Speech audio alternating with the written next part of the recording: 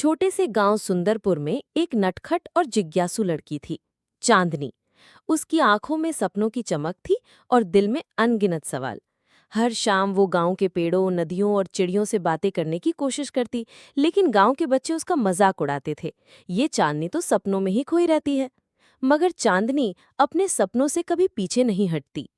एक दिन बारिश के बाद चांदनी अपने घर के पुराने सामानों को देखने लगी। तभी उसके हाथ दादा की लकड़ी की संदूक लगी। संदूक के भीतर उसे धूल भरी एक किताब दिखाई दी, जिसका कवर सुनहरे जादुई चिन्हों से सजा था।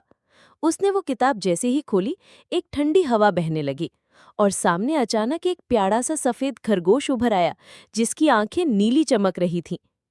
मैं बन्नी हूँ, इस जादू की किताब का रक्षक। ये किताब अद्भुत दुनिया के रहस्य खोल सकती है, मगर इसमें लगा ताला सिर्फ सच्चे दिल वाले ही खोल। चांदनी ने बन्नी के साथ मिलकर किताब को खोला तो वे एक अजीब रोशनी में समा गए। किताब के अंदर उन्हें एक जादुई जंगल मिला, जहाँ पेड़ बातें कर सकते थे। एक बूढ़ा बरगद अपनी भारी आवाज में बोला, सच्चा साहस वो है जो दूसरों के लिए किया जाए। चांदनी ने देखा, एक चिड़िया जाल में फंसी थी।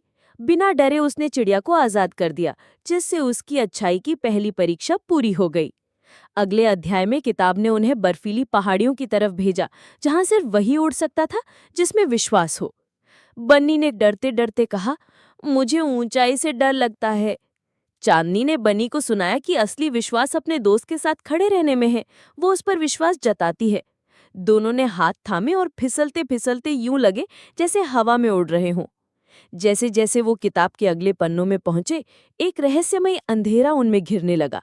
किताब पर किसी बुरे जादूगर का काला जादू दिखने लगा।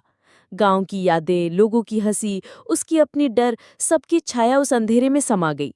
जादूगर की आवाज गूंज उठी, तुम कभी सफल नहीं हो सकती। चांदनी डर गई, लेकिन बन्नी ने उसका साथ नहीं छोड़ा। चांदनी ने अपने डर को पहचानकर उसका सामना किया। उसने गांव के लोगों के दुख कुछ समय के लिए महसूस किया और उन पर दया दिखाई।